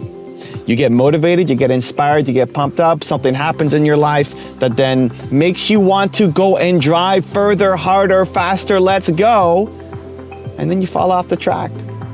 You go back to the old ways, you go back to your old habits, and then you don't end up accomplishing your goals. Even though you know you're capable, you know it's possible, you know you could do it, you have done versions of it in the past, but you're not consistent on it. That's the problem. And that's what we need to shift in this video, because until you get off that loop, you're gonna keep running the same cycle over and over and over and over again, knowing that you're capable of more, knowing that you've got the potential and heart to accomplish amazing things, to serve, to make a lot of money, to be the person that you wanna be, knowing that that's possible, but them never actually accomplishing it. We're gonna fix that in this video. So I've got a model of the 4 stages of personal development, or 4 stages of personal growth. And the first one is the haters. And the haters are the people who hate their own life. And this is most people. Most people don't actually love their own life. If you really dug down and analyzed people, you ask them about themselves and how much they love their life, most people will not love their life. Most people do not have positive self-talk when they're looking in the mirror. Most people overjudge themselves, over-criticize themselves, and know that they're not living the life that they could be living. That's most people. Most of the world hates their life. And it shows up, especially in America, in depression rates and suicide rates. Like, people are not happy. People are not happy. And as a result, they're in a lot of pain. And as a result of that, they hate on other people's ideas. If you're thinking why so many people will tear down your ideas and tell you why you can't do it, because they are in a lot of pain themselves, because they maybe took a shot at their life, their dream life, and it didn't happen. They didn't make it. So now nobody around them can be happy either, right? This is the problem I'm trying to solve. You know, I'm trying to move people from the land of haters, because I believe people are good. You know, I believe people are good. People are good. People want to serve. You're built to serve. You want to serve. You want to help. People are at the core good, and yet a lot of people are negative because they're in a lot of pain. So that's step one. And that's probably not, if you're watching this video, if you're subscribed to this channel, that's not you. You're not the hater, but you know probably a lot of people who are haters. And you can join me on my mission to save them, to serve them, to help them, to shift them, to move them forward, to realize that their dream life is possible. Whenever you don't know what to do, the best thing you can do is model success. Find the person or the people who've done the thing that you want to do, learn how they did it, apply it to your situation so you can achieve similar results and get to your goal.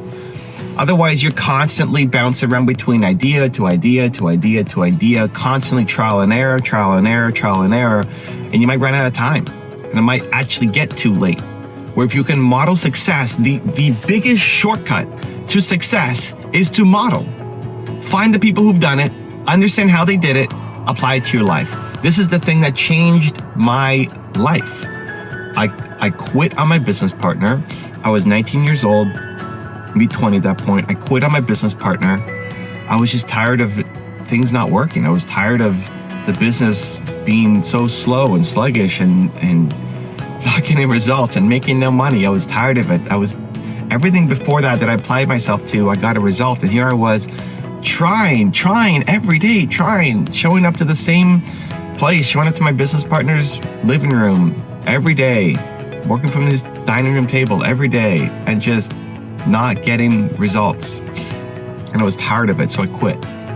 And then I woke up the next day and realized I don't want to quit. I can't quit yet. I can't quit. I'm going to regret this, but I can't keep doing it the way I'm doing it. And so the genius moment out of pure desperation was, somebody has done this before. I asked myself, who has done this before? Who has built a software company before? Who's done this? I'm trying to solve this problem. I don't feel like I'm an idiot, although I kind of feel like an idiot right now because I'm trying so many things. I know I'm not stupid. Somebody's done this before. It can't be this hard. Who's done this? And that's where I thought of Bill Gates, who started Microsoft, and he's just one of many. Could have been anybody in software. He was just the only person I could think of at the time. And I learned his story and found out how he did it and applied those strategies. Through him was through partnerships. So I thought, okay, let me get some partnerships. And I got my first deal, I've said, for $13,500 a little while after. And that changed everything for me. That changed the business, that made me stay in it, that gave me hope, that made me feel not worthless, that made me feel like things were possible, that gave me growth in the company. And it also gave me a strategy for the rest of my life, and that whenever I don't know what to do, the best thing to do is to model success. The biggest problem with wannabes is you're watching a video or you're going to an event and you think that that's the work. That's not the work. That doesn't matter until you actually do something. Watching this video doesn't mean anything unless you actually take action on it, right? Nothing changes in your life until you actually take action on it. Watching this video, going to somebody's event, listening to somebody's podcast might get you inspired, right? It might get you thinking about what's possible, about where you could go, but it doesn't actually lead to you doing anything until you do something. As entrepreneurs, we're mission driven, right? You want to solve a big problem. You want to make a huge change in the world. So remind yourself of what the mission is and how grateful you are to be on this path. Even if you're not where you want to be yet, you're not doing what you want to do fully yet, but you never are there. You never, when you hit that goal, you want a bigger goal, and I think that's great. So you're on your journey, and you're much more fulfilled on that journey than you used to be, compared to who you used to be. Compare your life to where you were 5 years ago or 10 years ago. The awareness, the education that you've gone through, the purpose, the heart that you've now discovered and tapped into on a deeper level. For me, I'd be thinking about helping entrepreneurs. I get to every day wake up and help entrepreneurs. I get to make videos, I get to make content, I get to influence people, I get to try to help 18-year-old Evans out there who's struggling with their first business, right? For you, what's your big mission? And how can you tap into it and feel it? And it may not have to take too long to do it, but just close your eyes and actually feel that you touch somebody's life. Again, it may not be the scale that you want. It's never the scale you want, but you touch somebody's life. If one person left a comment on your video, if one person left a thumbs up on your post, you touched one person's life. Tap into what that feels like, that you had a meaningful impact on them today. I would have been the guy who 10 years ago would have thought that's not possible for me. I'm this introverted, shy kid who just is not a type A personality and doesn't like networking and will never meet these people. So, step one, consume their content. Even if you never meet these people, just having them around you daily allows you to start to shift and start to think like them. Allows you to start to adopt their mindset because they're saying things that are different than the people in your life. John Asraf is saying something different than your parents, right? He's thinking a different way than your friends. He's thinking on a higher level than a lot of the people probably in your life right now. And so the more that you're around that virtually by watching videos, even if you never meet him, the more you start to think bigger, to have more ambition, to believe that it's possible. So part of your daily routine must be to consume the content of the people who inspire you to want to be bigger. That's why I make this Espresso video. That's why I make all of my content on all of my channels. But if it's not my videos, if it's books, if it's podcasts, something, it's got to be daily though. Just like you brush your teeth daily, you need to inject positivity and belief daily from people who are doing more than you, right? You're brushing your teeth helps you with your dental hygiene. We need to work on our mental hygiene. It's really, really important because the mental hygiene will take care of itself in a negative way based off your current environment. If you are just constantly battling negativity around you or small-mindedness around you, and there's nothing that comes into your life that feeds you with hope and positivity and inspiration and the sense that you could do more, if there's nothing in that in your life right now, then you won't go off and do it. And so step one is to just be around the content every single day, in micro doses every single day. My new routine right now is I go for a walk in the morning, and it's about 40 to 45 minutes in the morning, and I watch my own videos. I watch my top 10 videos while I go for the walk. So this morning I was watching Lewis Howe's video and a Gary Vee video that I made for my channel. And every time I do it, I pick up something new. It's a fantastic way to start my day. If you could start your day every day with Gary Vee or Lewis Howe's or John Assaraf or Oprah or Elon Musk or whoever, your life will change. It's why I do these Espresso videos. I want to give you the shot of Espresso every morning. Your life will change if you start your day every day with the people who inspire you. They will pull you up, and you don't notice it on a day-to-day basis. But if you look back a week, a month, 3 months, 6 months, a year, if you did it every day for a year, holy cow, you will be a totally different person. There is always a way. There is always a way. There is always a way. There is always a way. There is always a way. When you feel stuck, when you feel hopeless, when you feel like the world is against you and you've got big, ambitious goals, remind yourself there is always a way. There is always a way.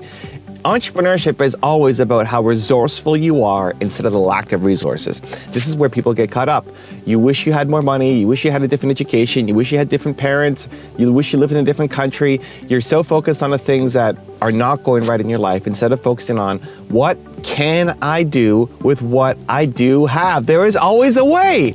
Wife has to go shopping on filming day? Great, I'll film in the car with Timo. Hi Timo, high five. Woo.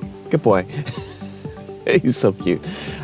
Business shuts down. My dance studio closes down because of COVID. Great, move online. Like, there's always a way. I was telling my friend Mark about how I got the Honest Company for my book, Your One Word. So, I don't know, 3, 4, 5 years ago? I don't know how long ago. How long ago? When did Your One come out? Doesn't matter. I wanted to get the Honest Company because they built their business around their one word, honesty.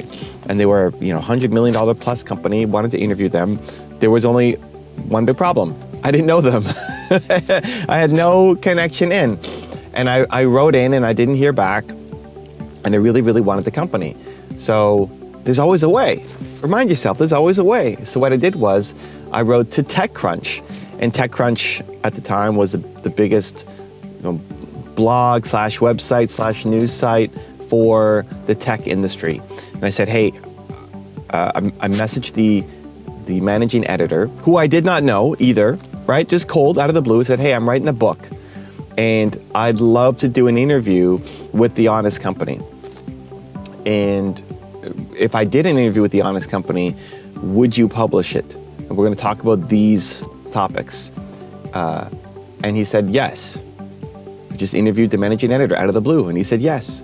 Great.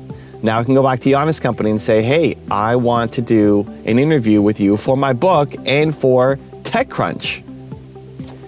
And that got me in the door, right? And that led to me doing the interview and flying to California and meeting Christopher Gavigan, who's an amazing human, and doing the interview and getting my book done. And so I didn't know the Honest Company. I didn't know TechCrunch. I had no connections in. But you remind yourself, there's always a way. And that's how you do it. You find a way. What can you do with what you do have right now? How can you be a resource? How can you be an asset? How can you help the people around you so that you can move closer to accomplishing your goals as well? So how do you do it? It's easy to say, great, Evan, you don't understand me. I'm stuck in the situation right now. How do I get out of it? Everybody's against me. I tried everything. And it's not working. How do I get out of it? So a couple things you need to do. Number one, if you are stuck kind of in the middle of it, if you are stuck feeling overwhelmed, feeling it's not possible, feeling just you've tried everything and you're gonna give up, step number one is you have to take a break from where you are right now. Go outside, go for a walk, breathe, meditate. Because when you're in the lowest of the low, me saying be more resourceful, there's always a way, you can't actually hear it. You're not ready for the message yet because you're too low. This is why a lot of us, when we're trying to help other people, the people around us, and telling them, you're gonna make it, you can be great, they can't hear it because they're too low. So you have to get them back to normal state. You have to get yourself back to a normal state. So that comes from some getting outside your environment right now. Go for a walk, get some fresh air, do some breathing, meditate, pray, like whatever you need to do to get back to a normal state. So you're not a depressed human, but you can actually be open and receptive to a message. I'm here making videos for you because that's part of my routine. You know, I'm recording this on a Tuesday. Every Tuesday I make videos. Every Tuesday I make videos. Every Tuesday I make videos. Every Tuesday I make videos. I've made videos feeling sick. I've made videos with no voice and I held up signs. I've made videos with a concussion and a broken neck. I make videos. That's the difference between an achiever and a high achiever, is that you show up when everybody else would give you a break, when everybody else would say, take it easy, when everybody else would say, you're pushing too hard, when everybody else says, you're too obsessed. You say, no, I'm committed to my goals. I'm committed to making this happen, because you are what you consistently do. We tend to try to overcorrect things. If you have a goal of eating a certain number of calories or sticking to a certain weight, and you go and you binge one day, we tend to try to overcorrect to say, that's it, I'm going on a 24-hour fast. You know, I'm just not gonna eat anything for 24 hours. Or if your business, you let yourself down, you don't deliver, you don't promise, you don't follow through on the promises. You say you're gonna make videos for YouTube, but then you don't do it. And then the next day you wake up and say, I'm done with that, I'm gonna make 80 videos today, or whatever the number would be. We tend to try to do too much in the short run. And that's not where the gains are made, right? You could go to the gym and have an amazing session, but if you're not consistently showing up to the gym, you're not gonna get the results that you want. Same thing for the gym of life, the gym of business, the gym of your mindset. It's what you do consistently every single day. And that can sometimes be boring. And that can sometimes be that you're chasing the wrong thing, you're doing somebody else's routine instead of your own. But if you wanna be a high achiever, if you wanna show up for yourself, for your family, for the people around you, for your customers, for the people who know you can serve, you wanna show up as your best self every day for them, the key is that you stick to your habit. Try to be a person of value. Being a person of value means, what does this person care about? And how can you help support it? So if you're trying to be a person of value to me, what do I care about right now? You know, the easiest thing to do is look at my Instagram bio, look at my Twitter bio, look at the things that I'm promoting right now. Right now, right now I'm talking about Built to Serve a lot. It's still something I care deeply about. Right now I'm talking about Movement Makers, I'm talking about Brandlytics. These are the programs that I'm launching that I care a lot about. So how can you help me with that? What is John Asraf launching? Go look at his Instagram bio, his Twitter bio. What is he promoting right now? That's what he cares about right now. To be a person of value, you want to be the person's chief goal officer. What do they need right now? What are they promoting right now? What are their goals right now? And then finding some way to help them. Even if it's just being the best person in the comments, right? I have an amazing community. You guys are amazing. It's what makes me want to keep making content, because of how fantastic you guys are. And there are some people who watch the videos and then never leave any comment. Leave comments, guys. There are some people who watch a video and leave a comment, and then there are the special few who watch a video, leave a comment, but then will also comment on the other comments. Not in a promotional way, not just saying, hey, check out my new channel, I've worked really hard on it, let me know, sub for sub, but in a encouraging, positive, optimistic way, in just trying to cheer the other people on and supporting them. Those people are extra special. And there are some people who I would do the best that I could to try to support them. I get hit up every day with different promotional opportunities. Hey, Evan, can you link this up? Can you shout me out? Can you check out my business plan? And it's usually a no because I don't even know who you are. But there are other people who have brought so much value to my community that I would do my very best to try to help them because of how much they've helped me, even though they may not have ever bought anything that I've done, just because they were so valuable in the community, right? So that's your goal. Your goal is to be a person of value, to be the chief goal officer, and then be a person of value to them and their community, so they start to recognize you. If you don't like something in your life, you can change it. This is why we become entrepreneurs, because we don't like something that's going on in our lives, in the world, the people around us. We don't like the way something is done, and we're committed to change it. That's why entrepreneurs are going to solve all the world's major problems. We're not waiting on government. We're not waiting on big corporations. It's us. We're going to solve the problems. You are going to solve the problems. If you don't like something, when most of the world is stuck in complaining and blaming and mediocrity and unhappiness and excuses and I'm too old and I'm too young and I don't have the resources and blah, blah, blah, while most of the world is stuck in that, you're off saying, I'm going to make a change. I'm going to make that happen. And it's just the mindset shift that you have to make and keep and sustain on a daily basis, because it's so easy to fall back down into limited thinking, into fixed mindset, into mediocrity, to feel like, oh, I can't do this. Maybe it can't happen. Maybe it's not for me. Maybe I'm not the person. Maybe I'm not good enough. Maybe I don't belong. Maybe it works for other people, but not for me, right? It's so easy to go back to that zone. But if you don't like something in your life or your community or the world, you can change it. Be the change you want to see in the world. That's you. Where do we learn to be great managers? You don't learn it in school. You'll probably not be a great manager at the beginning. So I think the best way to get going is to actually hire somebody part-time. The first person I hired was for 1 hour a day. 1 hour a day. I hired them for 1 hour a day. One, they were better at the thing. It was doing database stuff than I was. So it freed up an hour and a half of my time every day because he was better at it than I was. He could do it faster. And two, it also got me used to managing somebody on a small scale before being fully responsible for them, before I was their entire income and had to learn how to be a good boss, a good leader, a good manager, good mentor, good coach. I could play on a smaller scale and develop the skills. And so I think people wait too long because they feel like they have to have a giant budget. You could hire somebody for 1 hour a day. Instead of buying Starbucks, I don't know how much this cost, $5, $4, whatever, right? Instead of buying Starbucks every day,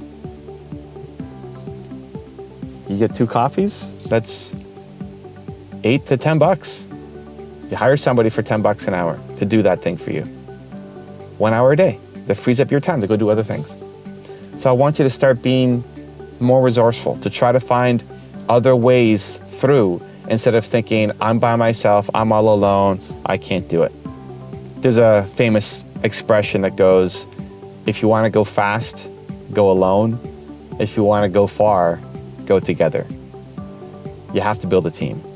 Your mission is too big. Your purpose is too big. To make your dream happen, you have to focus in on your Michael Jordan level ability and to spend more time doing it. To stop spending time on the things that don't produce value and that you don't have a lot of interest in. And to start thinking about, how can the people around me support me better? And if they're not going to support me, how do I find people who will? Because your purpose is too important. You haven't even come close. I've tried everything. You haven't even come close to trying everything. How many things have you tried? 20? There's a million things you can do. You have not even come close. And don't use that as a beat yourself down. That's a push forward to say, there's a million more ideas inside me. There's a million more ideas inside me that I can use to accomplish this goal. There is always a way. Remind yourself, make it your mantra, put it on a t-shirt. There is always a way, and you are going to find it.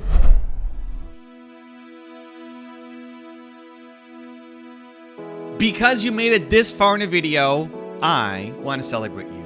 Most people start and don't finish. Most people never actually follow through. Most people say they want something, but they don't ever do the work to actually get it. But you're different. You are special. Believe Nation, you made it here all the way to the end, and I love you. So as a special celebration, if you put a hashtag Believe down in the comments below on this video, I will showcase you and celebrate you somewhere on the screen in a future video because you are awesome. If you want to watch comparing yourself to others is actually fantastic. And here's why. Check out the video next to me. I think you're gonna enjoy. Continue to believe. I will see you there. That's kicking yourself down. What you need to do, you flip it and say, wow, that person has done so much. That's what's possible.